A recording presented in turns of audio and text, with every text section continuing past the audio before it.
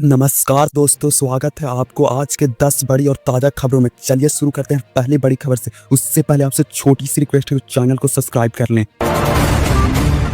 बिहार विधानसभा चुनाव इस बार आधी आबादी यानी महिलाओं की भूमिका के लिए यादगार रहेगा। जी हां, पहली बार ऐसा हुआ है कि 1992 के बाद ऐतिहासिक वोटिंग प्रतिशत रहा है। बिहार की कुल 243 विधानसभा सीट में 2 चरणों में हुए मतदान के प्रतिशत 66.91% रहा है। सबसे बड़ी बात यह रही है कि इनमें से पुरुष अधिक बिहार की महिलाओं में मतदान प्रतिशत रहा है। बिहार विधानसभा चुनाव 2025 में पुरुष मतदाताओं का मतदान प्रतिशत 62.8% रहा और जबकि महिलाओं का मतदान 71.6% रहा है।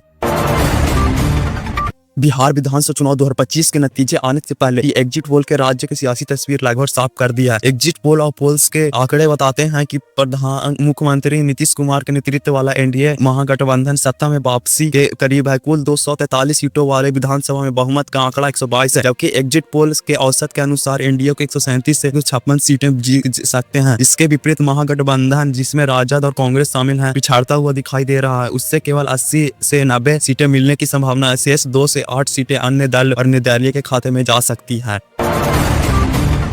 किशनगंज जिले में मंगलवार को हुए मतदान ने सभी पुराने रिकॉर्ड तोड़ दिए हैं। आजादी के बाद पहली बार जिले के चारों विधानसभा क्षेत्र बहादुरगंज, ठाकुरगंज, किशनगंज सदर और गोमता धाम में इतनी बड़ी संख्या में मतदाताओं ने अपने मताधिकार का प्रयोग किया है। सुबह से ही बूथ में लंबी कतारें दिखी और शाम तक माहौल लोकतंत्र के उत्सव में बदल गया। जिले के सारे अनुमान को ध्वस्त करते हुए मतदान का आंकड़ा 77.66% का पार किया है, जो लोकतंत्र की मजबूती का गाथा सुना रहा है। जिले के 11,25,959 मतदाताओं को इस बार मतदान सूची में शामिल थे, जिसके लिए 1366 मतदान केंद्र बनाए गए थे।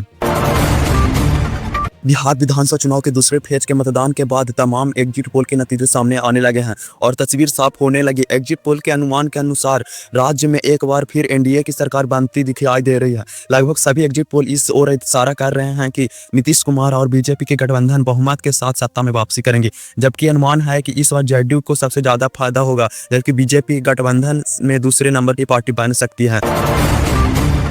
बिहार विधानसभा चुनाव 2025 के नतीजे भले ही आने बाकी हों, लेकिन ज्यादातर एग्जिट पोल में एनडीए की सरकार बनने का असर नजर आ रहा है। इसी भी चुनाव आयोग की नई रिपोर्ट के सियासी हलकों में खलबली मचा दी है। वोटिंग के आंकड़े साफ बताते हैं कि इस महिलाओं ने मतदान की इतिहास रच दिया है। बिहार में अब तक सबसे बड़ी वोटिंग में महिलाओं ने न सिर्फ बढ़ चढ़कर हिस्सा लिया, बल्कि पुरुष को ही पीछे छोड़ दिया, वो भी 1-2% से नहीं बल्कि 10% से। बिहार विधानसभा चुनाव 2025 के दूसरे चरण के मतगणना समाप्त होने के बाद सबकी निगाहें 14 नवंबर को होने वाली मतगणना पर टिकी हुई है।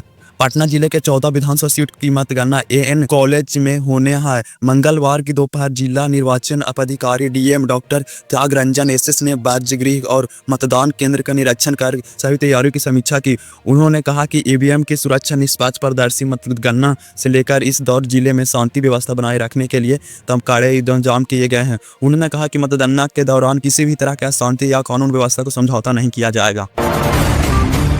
बिहार विधानसभा चुनाव के दूसरे चरण के मतगणना समापन होने के बाद दोनों गठबंधन जीत के दावे कर रहे हैं। हालांकि एग्जिट पोल देखकर एनडीए खेमे ज्यादा आश्वस्त नजर आ रहा है। इसी बीच केंद्रीय मंत्री और हम के संस्थापक जीतनराम मांझी ने दावा किया है कि उनकी पार्टी सभी 6 सीटों पर जीत दर्ज कर रही है। मांझी ने कहा है कि बिहार की जनता ने विकास के लिए एनडीए पर फिर से भरोसा किया है। 2 दिनों बाद 14 नवंबर को चुनाव नतीजे के साथ तस्वीर साफ हो जाएगी। एनडीए फिर से नीतीश कुमार के नेतृत्व में एनडीए सरकार की घोषणा करेगी।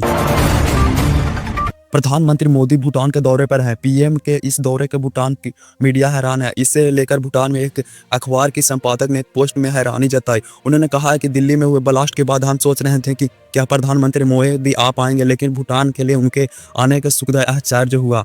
पीएम मोदी ने कहा यह दौरा इस क्षेत्र के महत्वपूर्ण रिश्ते की प्रगति और ही प्रतिबद्ध है, जिसके बीच उन्होंने 2014 से अपनी पहली विदेश यात्रा के बाद ही डाले थे। उन्होंने अपने पोस्ट में आगे लिखा कि इस बार पीएम मोदी यात्रा न केवल दोनों देशों के द्वारा निर्मित 10,020 मेगावाट के पुनः चालित जल विद्युत परियोजना का उद्घाटन करने के लिए है, बल्कि चतुर नरेश जिग्यम सियांग वांगचुक का सम्मानित करने के लिए भी है।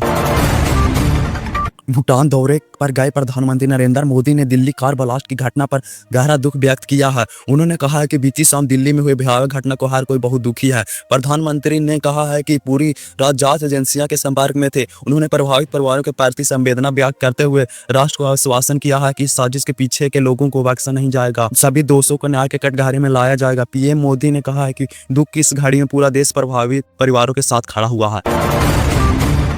यूपी के बाराबंकी में मुख्यमंत्री योगी आदित्यनाथ ने वंदे मातरम का विरोध करने वालों को जमकर निशाना साधा है। उन्होंने अपने संबोधन में कहा है कि कुछ लोग ऐसे हैं जो रहते हैं यहाँ, खाते हैं, लेकिन वंदे मातरम गान करने में उन्हें आपत्ति होती है। सीएम योगी ने जनता से यह सच चेहरे को पहचान की अपील की। उन्होंने कहा है कि वही लोग हैं जो सरकारी योजना के लाभ लेने में सबसे आगे खड़े होते हैं, लेकिन जब वंदे मातरम गाने की बात आती है तो वो नहीं गाते हैं। तो दोस्तों, ये थी आज की बड़ी और ताज़ा खबरें। आपको कौन सी खबर सबसे ज़्यादा चौंकाने वाली लगी, कमेंट करके बताइए। और अगर वीडियो अच्छा लगा तो लाइक और सब्सक्राइब करना ना भूलें।